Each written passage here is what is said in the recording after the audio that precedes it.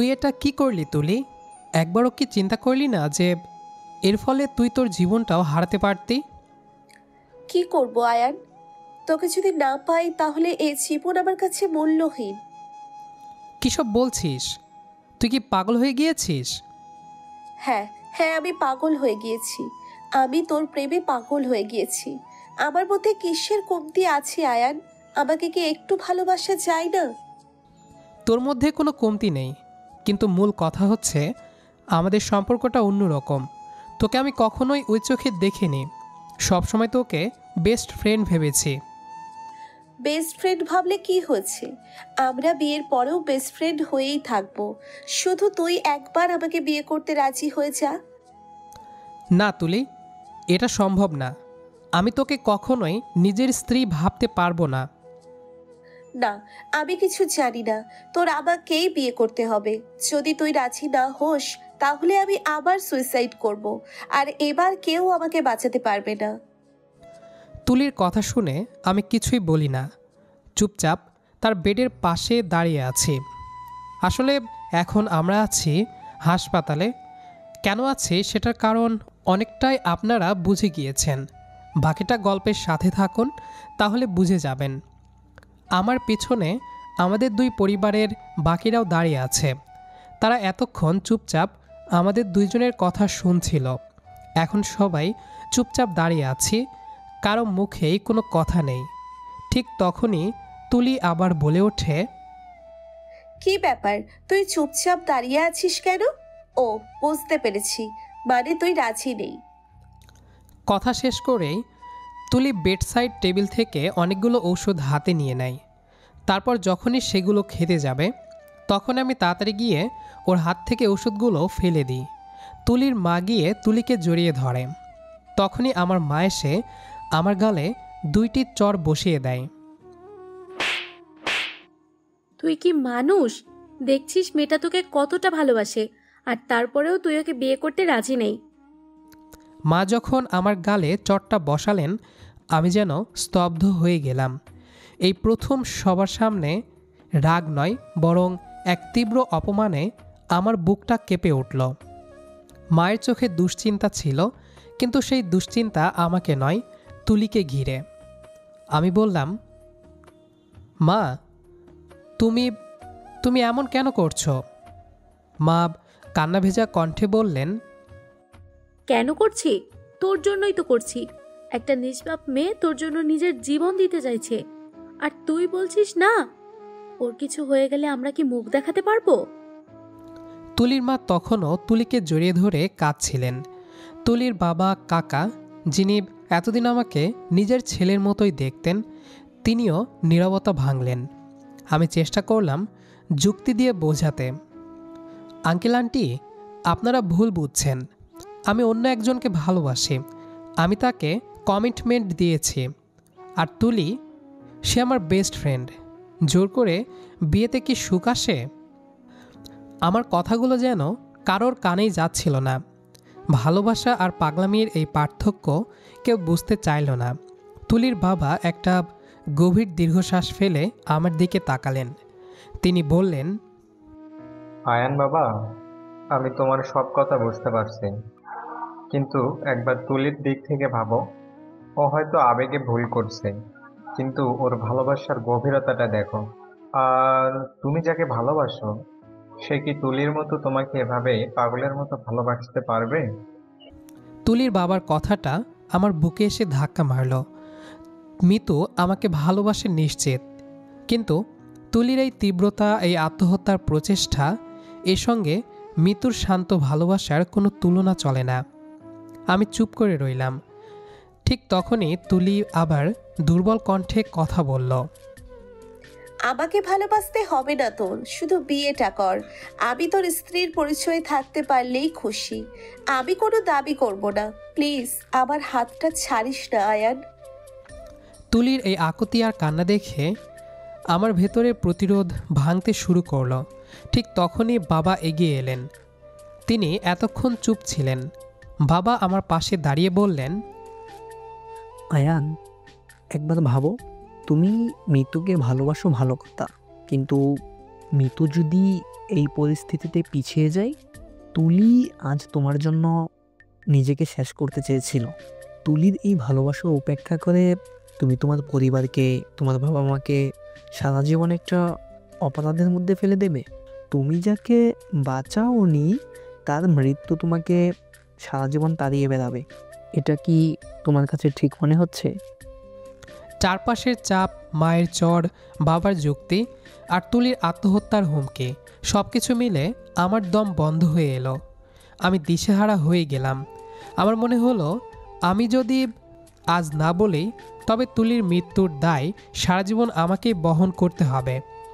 আমার জীবন হয়তো বাঁচবে, কিন্তু ভেতরে ভেতরে আমি শেষ হয়ে যাব। আমি চোখ বন্ধ করলাম, মৃত্যুর মুখটা মনে করার চেষ্টা করলাম, কিন্তু তুলির বিষণ্ণ আর ভীতু চোখ দুটোই আমার চোখের সামনে ভাসছিল। আমি হার মেনে নিলাম। হয়তো এটাই আমার নিয়তি, হয়তো আমার কপালে বেস্ট ফ্রেন্ডকে জীবন দিয়ে বিয়ে করাটাই লেখা ছিল। আমি ক্লান্ত স্বরে চোখ না খুলেই বললাম, ঠিক আছে, আমি রাজি তুলি, কিন্তু কিন্তু এই বিয়েতে কোনোদিন ভালোবাসা থাকবে না। এটা শুধু তোমার জীবনের বিনিময়ে একটা চুক্তি। আমার কথা শুনে ঘরের সবাই স্বস্তির নিঃশ্বাস ফেলল। তুলির মুখে এক ঝলক হাসি ফুটে উঠল, কিন্তু আমার মনে হলো আমি যেন আমার নিজের ভালোবাসাকে আজ কবর দিয়ে দিলাম। তুলি হাত বাড়িয়ে বলল, ধন্যবাদ আয়ান, তুই আমার জীবনটা ফিরিয়ে দিলি। আমি সেই হাত ধরলাম না, ধরার মতো শক্তি আমার ছিল না। আমি মুখ ঘুরিয়ে দরজার দিকে পা বাড়ালাম। বাবা মা আমাকে ডাকলেন, মা ডাকলেন, কিন্তু আমি আর কিছু শুনতে চাইলাম না। আমি সোজা হাসপাতাল থেকে বেরিয়ে এলাম। আমার মনে হলো না আমি বাঁচলাম, মনে হলো আমার জীবনের সব আলো নিভে গেল।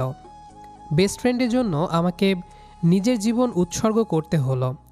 হাসপাতাল থেকে বেরিয়ে আমি সেই রাতে বাড়ি ফিরিনি। নিজের ফোনটা সাইলেন্ট করে পার্কের বেঞ্চে বসেছিলাম। আমার মাথায় তুলির পাগলামি, মায়ের চর, বাবার চুক্তি আর আমার নিজের অসহায়তা সব কিছু একসঙ্গে ঘুরপাক খাচ্ছিল। নিজেকে একজন পরাজিত সৈনিক মনে হচ্ছিল। ঠিক রাত 8টায় মিতুর ফোন এলো। এবার ধরতেই হলো। কি হলো আয়ান, এতক্ষণ কোথায় ছিলে? তোমার ফোন বন্ধ ছিল কেন? কাজ শেষ হলো? মিতুর শান্ত কণ্ঠস্বর আমার ভেতরের অপরাধবোধটাকে আরও বাড়িয়ে দিল। মিতু, আমি একটা খুব বড় বিপদে পড়েছি। তোমাকে এখনই সব বলতে হবে। তুমি কি আমার সাথে একটু দেখা করতে পারবে? আধা ঘন্টার মধ্যে আমরা একটা কফি শপে দেখা করলাম। আমি মিতুর হাত ধরে কাঁপতে কাঁপতে তুলির সুইসাইড করার চেষ্টা থেকে শুরু করে আমার পরিবারের চাপ আর তুলিকে বিয়ে করতে রাজি হওয়ার কঠিন সত্যটা বললাম। মিতু, বিশ্বাস করো, আমার আর কোনো পথ ছিল না। আমি তুলিকে ঠকাচ্ছি না, শুধু একটা জীবন বাঁচাচ্ছি। প্লিজ। মিতু প্রথমে কথা বলতে পারল না। তার চোখে মুখে এক তীব্র অবিশ্বাস আর শূন্যতা, কিন্তু আমার কথা শেষ হতেই তার নীরবতা ভাঙল এক প্রচণ্ড রাগে। সে আমার হাত ছাড়িয়ে নিল। চুপ করো, তোমার আর কোনো পথ ছিল না? আর আমার পথ ছিল। আমাকে কেন একবারও জিজ্ঞেস করনি? তুমি কি মনে করো আমি এতই দুর্বল যে তোমার জন্য অন্য একটা মেয়ের জীবন চলে গেলে আমি সেটা মেনে নিতে পারতাম না? আমার আর্তনাদ, আমার বোঝানোর চেষ্টা তার কাছে মিথ্যে অজুহাত ছাড়া আর কিছু মনে হলো না। মিতুর চোখ দিয়ে জল গড়িয়ে পড়ছিল, কিন্তু সেই জল আবেগের নয়, ছিল ঘৃণার। তুমি কি চাও? তুমি ভাবছো আমি তোমার জন্য অপেক্ষা করব? তুমি তাকে বিয়ে করবে আর তারপর আমার কাছে ফিরে আসবে? ভুলে যাও, যে ভালোবাসে সে নিজের ভালোবাসার মানুষের সাথে এমন বিশ্বাসঘাতকতা করতে পারে না। মিতু উঠে দাঁড়ালো। সে তার হাত ব্যাগ থেকে আমাদের দুজনের একটা পুরনো ছবি বের করে আমার সামনে টুকরো টুকরো করে ছিঁড়ে ফেলল। আমি তোমার জন্য কত স্বপ্ন দেখেছি, আর তুমি আমাকে এই উপহার দিলে। আমাদের সব শেষ আয়ান, যাও তোমার সেই জীবন বাঁচানোর চুক্তি পালন করো। মিতু দ্রুত কফি শপ থেকে বেরিয়ে গেল। আমি শুধু তার চলে যাওয়া দেখলাম। তাকে থামানোর সাহস বা শক্তি কোনোটাই আমার ছিল না। আমার মনে হলো তুলির জীবন বাঁচাতে গিয়ে আমি আমার নিজের জীবনটাকেই চিরকালের মতো শেষ করে দিলাম। পরের দিন সকালে যখন আমি গভীর বিষণ্ণতা নিয়ে বাড়িতে ফিরলাম, তখন ড্রয়িং রুমে তুলি এবং তার পরিবার উপস্থিত। তুলিকে দেখে মনে হলো সে সম্পূর্ণ সুস্থ এবং তার চোখে এক অদ্ভুত জেদ আর অধিকার বোধ। আমার বাবা মা স্বস্তির নিঃশ্বাস ফেলে আমাকে দেখে এগিয়ে এলেন। আয়ান, কোথায় ছিলিস সারা রাত? আমরা কত চিন্তা করেছি। শোন বাবা, তোর আর তুলির 2 দিন পরেই বিয়ে ঠিক হয়েছে, দেরি করে লাভ নেই। আমি অবাক হয়ে তাকালাম। 2 দিন পর? এত দ্রুত? তুলি, এ কি হচ্ছে? তুই কি মিতুর কথা? মিতুকে? আয়ান, আমার কাছে তুই শুধু মিতুর প্রেমিক নোস, তুই আমার বেস্ট ফ্রেন্ড, আর এখন আমার স্বামী হতে চলেছিস। মিতুর কথা ভেবে লাভ নেই, সে তোর জীবনের কেউ ছিল না, কেবল একটা ক্ষণিকের ভালো লাগা। তুলি, কিসব বলছিস? তুই আমার জীবন নষ্ট করেছিস। তুই আমার ভালোবাসাকে হত্যা করছিস। ভালোবাসাকে? ভালোবাসা? তোর ভালোবাসা যদি এতই খাঁটি হতো তাহলে একটা মেয়ে জীবন দিতে চাইলে তুই তাকে ছেড়ে যেতে পারতিস। তুই যেতে পারিসনি আয়ান, তার মানে তোর অবচেতন মনে আমিই ছিলাম। আমি তোর জীবন বাঁচালাম, আর বিনিময়ে আমি তোকে বিয়ে করছি। এই সম্পর্ক এখন থেকে আমার হাতে। আর মনে রাখিস, আমার স্বামীর জায়গায় আমি অন্য কারো ছায়া দেখতে চাই না। তুলির এই কঠোর এবং অনমনীয় ঘোষণা আমাকে স্তম্ভিত করে দিল। কালকের দুর্বল আত্মহননকারী তুলি আর আজকের তুলির মধ্যে যেন আকাশ পাতাল পার্থক্য। আমার বাবা মাও চুপ করে তুলির কথা শুনছিলেন। হয়তো এই পরিস্থিতিতে তারা তুলির এই সিদ্ধান্তকেই সঠিক বলে মনে করছেন। আমি বুঝলাম এই বিয়ে কেবল একটি জীবন বাঁচানোর চুক্তি নয়, এটা তুলির নিজের জীবনের ওপর জোর করে অধিকার প্রতিষ্ঠা। আমার প্রতিরোধ পুরোপুরি ব্যর্থ হলো। আমি অনুভব করলাম 2 দিন পর আমার আর মিতুর গল্পটা চিরদিনের জন্য শেষ হয়ে যাবে, আর শুরু হবে এক জোর করা সম্পর্কের জটিল যাত্রা। আমি আর কথা বললাম না, নীরবে নিজের ঘরে চলে গেলাম। এই 2 দিনের মধ্যে আমার জীবনের সবথেকে বড় নাটক মঞ্চস্থ হতে চলেছে। পরের দিন, বিয়ের আর মাত্র 1 দিন বাকি। তুলির চোখে যে জিদ দেখেছি তাতে পালানো ছাড়া আমার আর কোনো পথ খোলা নেই। আমি মিতুকে হারাতে পারি না, আর তুলিকে বিয়ে করার অভিনয়ও করতে পারি না। তাই আমি একটা চরম সিদ্ধান্ত নিলাম। আমি নিজের ঘরে বসে মিতুর সাথে পালিয়ে যাওয়ার পরিকল্পনা করলাম। এটা অন্যায়, চরম ভুল, কিন্তু মিতুর সঙ্গে আমার জীবন বাঁচানোর এটাই শেষ সুযোগ। আমি আমার ব্যাংক অ্যাকাউন্টের শেষ কিছু টাকা নিলাম। একটা ছোট ব্যাগে জরুরি কিছু জিনিসপত্র ভরে নিলাম। আমার বাবা মা বা তুলি কাউকেই জানতে দিলাম না। আমি জানি এই সময়টা মিতু ভার্সিটিতে তার ক্লাসে থাকে। আমি চুপিসারে দরজা খুলে বের হলাম। আমার মনে হচ্ছিল আমি কোনো দুঃসাহসিক অভিযানে যাচ্ছি। একদিকে জীবনের টান, অন্যদিকে বন্ধুত্বের বিশ্বাসঘাতকতার ভয়। ভার্সিটির গেটে পৌঁছে আমার বুক ধড়ফড় করছিল। আমি দ্রুত পায়ে মিতুর ক্লাসরুমের দিকে গেলাম, কিন্তু ক্লাসরুমের সামনে গিয়ে দেখি ঘর ফাঁকা, মিতু নেই। আমার সমস্ত উত্তেজনা এক মুহূর্তে থমকে গেল। কোথায় গেল মিতু? ক্লাস শেষ হওয়ার কথা নয়। নিশ্চিত হয়ে আমি ক্যান্টিনের দিকে হাঁটা ধরলাম। মিতু সাধারণত ক্লাস ফাঁকা থাকলে বা মাঝের বিরতিতে ক্যান্টিনের শেষ কোণায় বসতে পছন্দ করে। আমি দ্রুত করিডোর দিয়ে হাঁটছিলাম, কিন্তু আমি বুঝতে পারিনি যে আমার গতিবিধি কেউ নজর করছে। ঠিক সেই মুহূর্তে তুলি, যে তার একটি প্রজেক্টের কাজে ভার্সিটিতে এসেছিল, সে করিডোরের শেষ প্রান্তের ক্লাসরুম থেকে বেরিয়ে আসছিল। আমাকে দেখেই তার চোখ কুঁচকে গেল। তার চোখে কোনো প্রশ্ন ছিল না, ছিল কেবল সন্দেহ। তুলি দেরি করল না, দ্রুত সে আমার পিছু নিল। এদিকে আমি ক্যান্টিনের দিকে যেতেই দূর থেকে টেবিলগুলো দেখতে পেলাম। মিতুকে খুঁজতে গিয়ে এক ঝলকে যা দেখলাম তাতে আমার পায়ের নিচের মাটি যেন সরে গেল। ক্যান্টিনে পৌঁছেই আমি থমকে গেলাম। আমার দু চোখ যা দেখল তা বিশ্বাস করার জন্য প্রস্তুত ছিলাম না। মিতু সেখানে একা বসে নেই, সে একটা ছেলের হাত ধরে হাসি মুখে বসে আছে।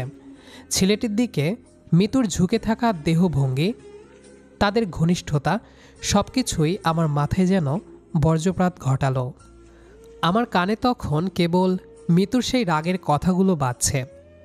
আমাদের সব শেষ আয়ান, যাও তোমার সেই জীবন বাঁচানোর চুক্তি পালন করো। আমি বুঝতে পারলাম মিতু আমাকে কেবল ছেড়ে যায়নি, সে এক রাতের মধ্যেই অন্য কাউকে তার শূন্যস্থান পূরণ করতে দিয়েছে। আমার সমস্ত প্ল্যান, আমার কষ্ট, আমার আত্মত্যাগ সব কিছু অর্থহীন মনে হলো। আমি সেখানেই দাঁড়িয়ে পড়লাম। আমার শরীর কাঁপছিল, আমার চোখ ঝাপসা হয়ে এলো। আমি অস্ফুটে বললাম, মিতু তুই?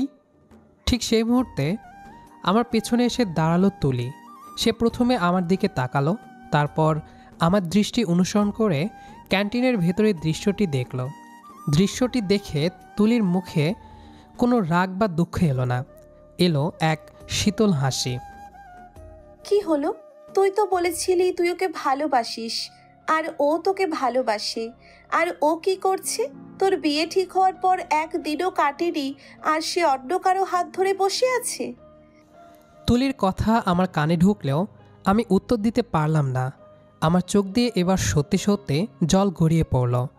আমার জীবনের এতদিনের ভালোবাসা, এত বড় আত্মত্যাগ, সব কিছুকে মিতু এত সহজে অস্বীকার করল। তুলি এবার কঠোর হলো, সে এসে আমার হাতটা শক্ত করে ধরল। আর না আয়ান, চল আমার সাথে। আমি কোনো প্রতিরোধ করলাম না, আমার চোখের জল থামছিল না। মিতুর বিশ্বাসঘাতকতার ধাক্কা আমাকে ভেতর থেকে ভেঙে চুরমার করে দিয়েছিল। তুলি আমাকে টেনে প্রায় জোর করেই ভার্সিটি থেকে বের করে আনলো। তুই তোর জীবন দিয়ে একটা মেয়ের জীবন বাঁচাচ্ছিলি, আর সে কি করলো? সে তোর ভালোবাসার কোনো মূল্য দিল না। সে কি ভাবলো না যে তার জন্য তুই কত বড় ত্যাগ করছিস? আমরা গাড়িতে উঠলাম। আমি তখনও কাঁদছি। আমার জীবনের সবচেয়ে বড় ব্যর্থতা চোখের সামনে। তুই তুই ঠিক ছিলি তুলি, আমার ভালোবাসা সব মিথ্যে ছিল।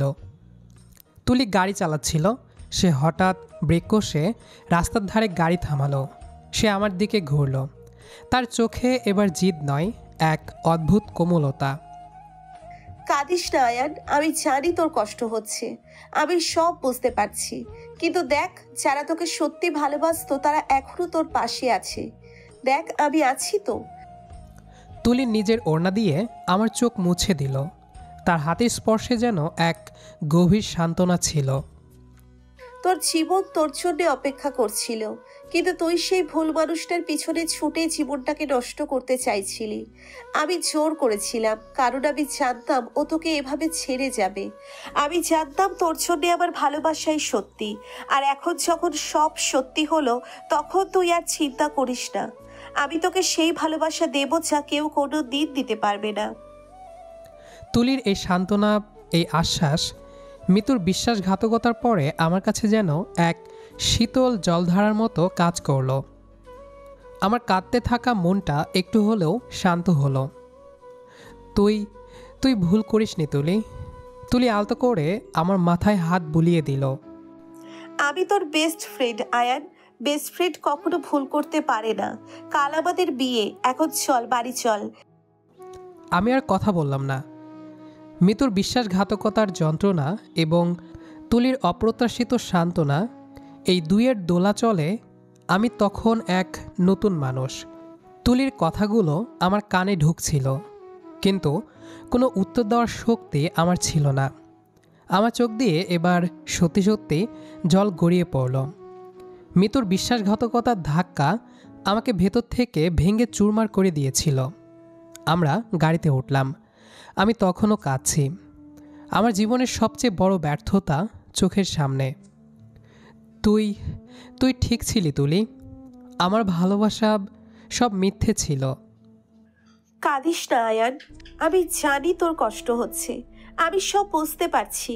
কিন্তু দেখ, যারা তোকে সত্যি ভালোবাসতো তারা এখনো তোর পাশে আছে। দেখ, আমি আছি তো।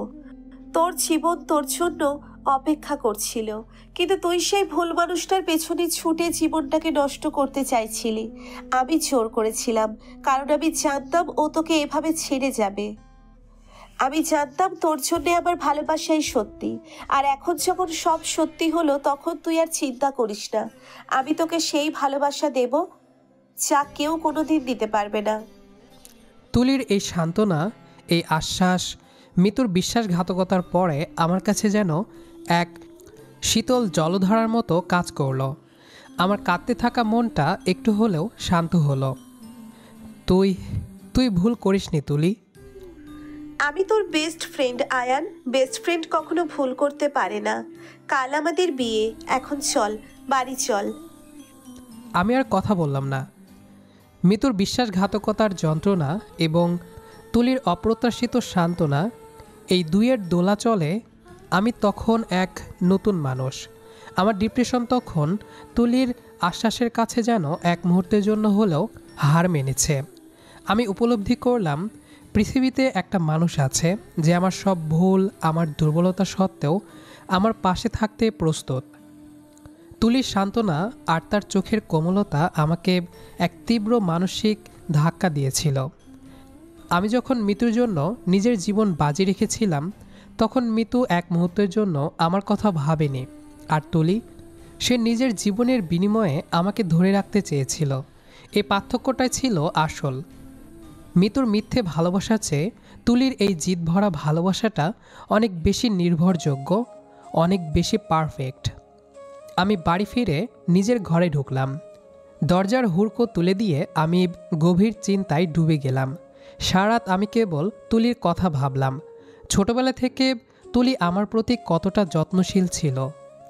আমার সব আবদার হাসি মুখে পূরণ করত। আমাদের বেস্ট ফ্রেন্ডের সম্পর্কটা কখনোই একতরফা ছিল না।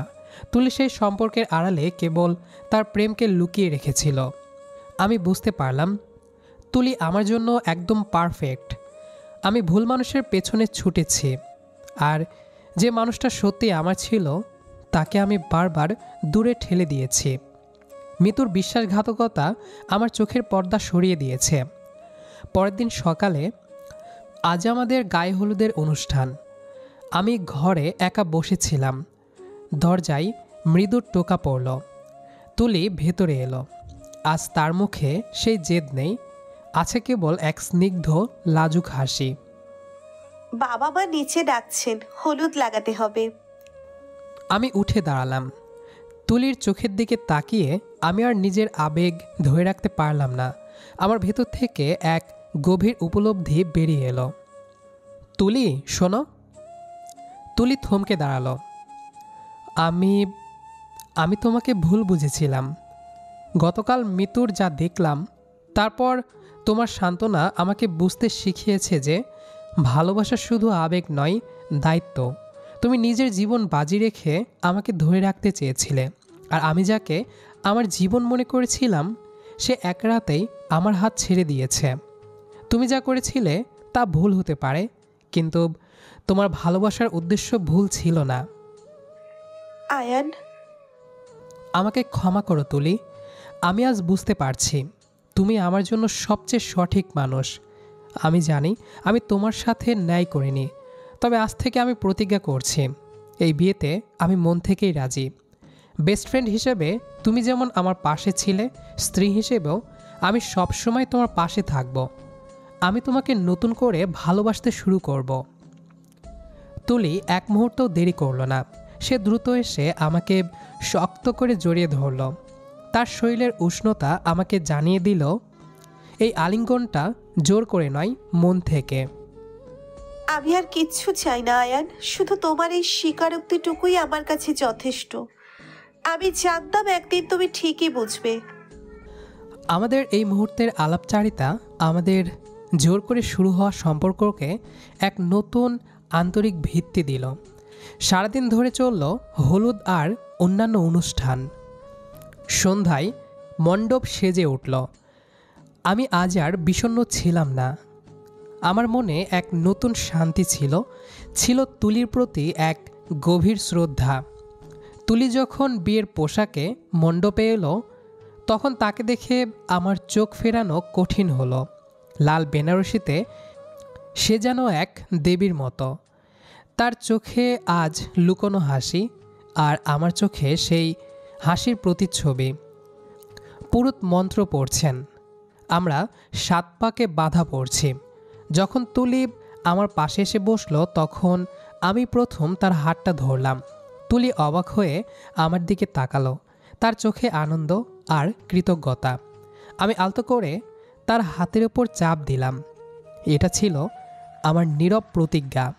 সব রীতিনীতি শেষ হলো। এখন তুলি আমার স্ত্রী, আমার জীবন সঙ্গী। রাত গভীর হলো। বাসর ঘরে আমি একাই বসেছিলাম। তুলি তার বান্ধবীদের কাছে থেকে ছাড়া পেয়ে লাজুক পায়ে ঘরে এলো। ঘরটা ফুলের গন্ধে ভরা। আমি উঠে গিয়ে দরজাটা বন্ধ করলাম। তুলি ভয়ে ভয়ে আমার দিকে তাকালো, যেন এখনও সেই জোর করা বিয়ের রেশ কাটেনি। আমি এগিয়ে গিয়ে আলতো করে তার কাঁধ ধরলাম। ভয় নেই তুলি, আজ থেকে আমাদের সম্পর্কটা জোর করে নয়, মন থেকে। আমি ধীরে ধীরে তার ঘোমটাটা সরিয়ে দিলাম। তার মুখটা লজ্জায় লাল হয়ে গেছে। তুলির হাত ধরে আমি তাকে কাছে টেনে নিলাম। তুলি আমার বেস্ট ফ্রেন্ড, আর বেস্ট ফ্রেন্ড জানে কখন তার বন্ধুর প্রয়োজন হয়। তুমি ঠিক সময়ে আমার জীবনে এসেছো তুলি। আমি হয়তো মিতুকে ভুলে যেতে সময় নেব, কিন্তু আমি কথা দিচ্ছি এই নতুন সম্পর্কটাই আমি তোমাকে কোনোদিন একা রাখব না। তুলি আমার দিকে তাকালো, তার চোখে জল। সে জল এবার আর কষ্টের নয়, আনন্দের। আমি তোমার পাশে থাকতে পারলেই খুশি আয়ান, আর কোনো দাবি আমার নেই। আমি তুলিকে শক্ত করে জড়িয়ে ধরলাম। মিতুর বিশ্বাসঘাতকতার কষ্টটা যেন ধীরে ধীরে তুলির এই পবিত্র ভালোবাসার কাছে ফিকে হয়ে যাচ্ছিল। আমাদের বেস্ট ফ্রেন্ডশিপ আজ এক নতুন সম্পর্কের জন্ম দিল, স্বামী স্ত্রীর সম্পর্ক। আজকে করে রোম্যান্স হবে জান। ছি, এসব কি বলছো? তোমার কি লজ্জা লাগে না? বেশি কথা বললে কিন্তু এখনই শুরু করে দিব বলে দিলাম। তোকে দর্শন করব। ছি, তুমি মেয়ে হয়ে একটা ছেলেকে দর্শন করবে? কুত্তা, দাঁড়া, এখনই তো লজ্জাকরণ করব। তারপর তুলি আমার কাছে এসে, না না না, এগুলো তো বলা যাবে না। তারপরেও যাদের শোনার ইচ্ছে রয়েছে তারা শীঘ্রই বিয়ে করে ফেলুন, তাহলে আশা করি আর কিছুই অজানা থাকবে না। তাহলে প্রিয় দর্শকরা, আমরা বিদায়ের মুহূর্তে চলে আসলাম। এতক্ষণ ধরে যারা পুরো গল্পটি শুনেছেন তাদের অনেক অনেক ধন্যবাদ। তো সবাই পরবর্তী গল্পের জন্য অপেক্ষা করুন। সে পর্যন্ত ভালো থাকবেন, সুস্থ থাকবেন। আজকের মতো এখানেই বিদায় নিচ্ছি। টাটা।